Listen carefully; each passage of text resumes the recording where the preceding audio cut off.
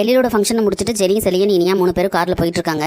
அப்போ செலியன் இருந்துட்டு அம்மா வந்து இந்த ஃபங்க்ஷனுக்கு வந்திருந்தா நல்லாயிருக்கும், அம்மா வராமல் இருந்துட்டாங்க அப்படிங்கிற மாதிரி சொல்கிறாரு. அப்போ ஜெனி இருந்துட்டு அத்தைக்கு முக்கியமான வேலை ஏதாவது இருந்திருக்கும், அதனால தான் வந்திருக்க மாட்டாங்க, என்ன காரணம்னு தெரியல, போய் கேட்டால் தான் தெரியும் அப்படிங்கிற மாதிரி சொல்கிறாங்க. இவங்க இப்படி பேசிகிட்டு இருக்கும்போதே வந்து பின்னால் உட்காந்துட்டு இவங்க பேசுறது கவனிக்காமல் ஃபோனை நோண்டிட்டு தன்னை போல சிரிச்சுக்கிட்டு இருக்கிறா இனியா. அதை பார்த்துட்டு செலியன் இருந்துட்டு என்ன இனியா தன்னை போல சிரிச்சுக்கிட்டு இருக்கேன் அப்படிங்கிற மாதிரி கேட்கவும், இல்லை என் ஃப்ரெண்டு மெசேஜ் அனுப்பிச்சிருக்கா அப்படின்னு சொல்லி சொல்கிறாங்க.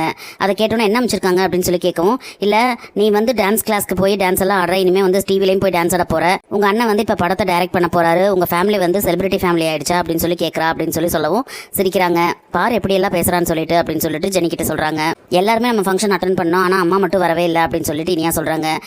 என் ஃப்ரெண்ட்ஸோட வீட்டில் எல்லாத்துலேயுமே வந்து எல்லா ஃபங்க்ஷனுக்கும் அவங்க அம்மா கூட வராங்க, ஆனால் நம்ம அம்மா தான் வந்து எந்த இதுக்கும் நம்மளோட ஃபங்க்ஷன்ஸ்க்கெல்லாம் எதுக்குமே வரமாட்டேங்கிறாங்க அப்படின்னு சொல்லி சொல்லவும், ஏன் இனியா இப்படி சொல்ற, உன்னோட டான்ஸ் காம்படிஷனுக்கு கூட ஆண்டி வந்தாங்கல்ல அப்படின்னு சொல்லிட்டு ஜெனி சொல்றாங்க. அதை கேட்டோன்னே எங்க அவங்க முதலே வந்தாங்க, அப்புறமா தானே வந்தாங்க அப்படின்னு சொல்லி சொல்றாங்க. ஆன்ட்டிக்கு வந்து ரொம்ப வேலை அதிகமாக இருக்குல்ல, அதனால தான் அவங்க ரெஸ்டாரண்ட்டையும் பார்த்துட்டு வீட்டையும் பார்த்து எல்லாமே கவனிக்கிறாங்கல்ல அப்படின்னு சொல்கிறாங்க. எல்லாரும் தான் அதெல்லாம் பார்க்குறாங்க அப்படின்னு சொல்லிட்டு இனியா சொல்லவும், உன்னோட ஃப்ரெண்ட்ஸோட அம்மா எல்லாம் எல்லாரும் அங்கே வந்தாங்கன்னு சொன்னீங்கல்ல, அவங்களோட அப்பா அவங்க எல்லாம் குடும்பத்தை பொறுப்பாக பார்த்துக்கிறாங்க, அதனால தான் அவங்க அம்மாங்கெல்லாம் குழந்தைங்களோட ஃபங்க்ஷனு ஸ்கூல் ஃபங்க்ஷன் எல்லாத்துக்குமே வந்து அவங்கவுங்க வராங்க. ஆனால் ஆன்ட்டிக்கு அப்படியா, ஆன்ட்டி தானே வீட்டையும் பார்க்கணும், பிஸ்னஸையும் பார்க்கணும், எல்லாத்தையும் கவனிச்சுக்கணும், அதனால தான் அவங்களால சரியான டைமுக்கு நம்மளோட இந்த மாதிரி சின்ன சின்ன விஷயங்களோட ஃபங்க்ஷனுக்கெல்லாம் வர முடியறதில்ல, அதுக்காக நம்ம மேலே அக்கறை இல்லைன்னு ஆயிருமா, நம்ம மேலே அக்கறை இருக்கிறதுனால தானே அவங்க அத்தனை வேலை செய்கிறாங்க அப்படிங்கிற மாதிரி சொல்கிறாங்க. ஆனாலும் இனியா வந்து பாக்கியாவை வந்து சரியாக புரிஞ்சுக்காமையே பேசிக்கிட்டு இருக்காங்க. ஆன்ட்டிக்கு வந்து ஏதாவது முக்கியமான வேலை இருந்திருக்கும், அதனால தான் வரல, அதனால நீ இப்படி தப்பா பேசாத அப்படின்னு சொல்லிட்டு ஜெனி சொல்றாங்க. இல்ல அம்மா வந்து எப்பவுமே இப்படித்தான், அவங்களுக்கு அவங்க வேலை மட்டும்தான் முக்கியம், பசங்களோட சந்தோஷம் எல்லாம் முக்கியமே கிடையாது. இந்த எழிலன்னு வந்து அம்மா வரலன்னு சொல்லி எவ்வளவு ஃபீல் பண்ணி பேசி அழுதாரு பாத்தீங்கல்ல அப்படின்னு சொல்லி சொல்றாங்க. அம்மா இப்படி வராமல் இருந்து கழுத்தெடுத்துட்டாங்களே அப்படின்னு சொல்லிட்டு இனியா சொல்லவும், ஆன்ட்டி ஏன் வரலன்னு சொல்லி நான் ஃபோன் பண்ணி பேசுகிறேன் அப்படின்னு சொல்லிட்டு பாக்கியாவுக்கு வந்து ஃபோன் பண்ணுறாங்க.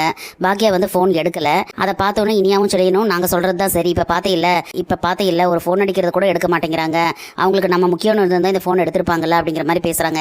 என்ன எதுக்கு எடுத்தாலும் இந்த மாதிரி பேசுகிறீங்க, நம்ம அவங்களோட ஃபோன் எடுக்கிறது ஒன்று தான் அவங்களோட வேலையா, அவங்க வந்து இப்போ ஆயுத பூஜை சரஸ்வதி பூஜைக்கான ஆர்டர் இது பார்த்துட்டு இருக்காங்கல்ல, அதனால அவங்களுக்கு ரொம்ப பிஸியாக இருக்குல்ல, அதனால தான் அவங்க எடுக்காமல் இருந்திருப்பாங்க, இதெல்லாம் ஒரு விஷயமே கிடையாது, அதுக்காக இப்படி தான் பேசுவீங்களா, அவங்கள பற்றி தெரியாமல் ஏன் இப்படி எல்லாம் பேசிகிட்டு இருக்கீங்க அப்படின்னு சொல்லி பாக்கியாவுக்கு சப்போர்ட் போட்டு பேசுகிறாங்க.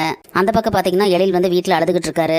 அமிர்தா வந்து என்னாச்சு எழில், ஏன் இப்படி அழுதுகிட்டு இருக்கீங்க அப்படின்னு சொல்லி கேட்குறாங்க. நானே வந்து அம்மாவை என்னோட ஃபங்க்ஷனுக்கு வர வேண்டாம் அப்படின்னு சொல்லிட்டேன் அப்படின்னு சொல்லி சொல்கிறாரு. என்ன சொல்கிறீங்க, நீங்கள் வர வேணாம்னு சொல்லிட்டீங்களா, எதுக்கு அப்படி சொன்னீங்க அப்படின்னு சொல்லிட்டு அமிர்தா கேட்குறாங்க. இல்லை அப்பா தான் வந்து அந்த ப்ரொடியூசர் மூலமாக என்கிட்ட சதி செஞ்சு இந்த மாதிரி பண்ணிட்டாரு அப்படின்னு சொல்லி சொல்கிறாங்க. என்ன சொல்கிறீங்க, இதெல்லாம் நீங்கள் என்கிட்ட முதலே சொல்லவே இல்லையே அப்படின்னு சொல்லி கேட்குறாங்க. அக்ரிமெண்ட்டில் சைன் பண்ணுறதுக்கு முன்னாலேயே இந்த விஷயம் எனக்கு தெரிஞ்சிருந்தா நான் இந்த படமே பண்ணுறதுக்கு சம்மதிச்சிருக்க மாட்டேன் அப்படின்னு சொல்லி எழில் சொல்கிறாரு. நான் வந்து அம்மாவுக்கு துரோகம் பண்ணிட்டேன் அப்படின்னு சொல்லி சொல்கிறாரு.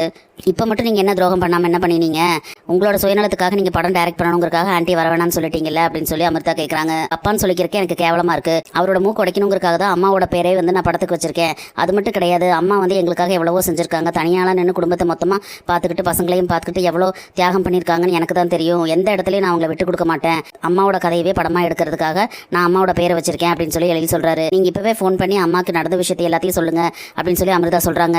இல்லைன்னா அவங்க மனசு கஷ்டப்படுவாங்கல்ல அப்படின்னு சொல்லி சொல்கிறாங்க. இங்கே வந்து கோபி காமிக்கிறாங்க, நான் ஜெயிச்சிட்டேன், என் பையனோட கனவை நிறைவேற்றி வைக்கிறதுக்கு என்ன செய்யணுமோ அதை நான் வந்து செஞ்சு கொடுத்துட்டேன் அப்படிங்கிற மாதிரி புலம்பிக்கிட்டு இருக்காரு. அப்புறம் ராதிகா வந்து அங்கே வராங்க. நீங்கள் இப்போ வந்து இவ்வளோ தூரம் மாறி இருக்கிறது வந்து பார்க்குறக்கே ரொம்ப சந்தோஷமாக இருக்குது அப்படின்னு சொல்லி சொல்கிறாங்க. ஆனால் எழிலோட படத்துக்கு வந்து பாக்யலட்சுமின்னு சொல்லிட்டு பாக்யாவோட பேரை வச்சிருக்கிறது உங்களுக்கு முதலே தெரியுமா அப்படின்னு சொல்லி ராதிகா கேட்குறாங்க.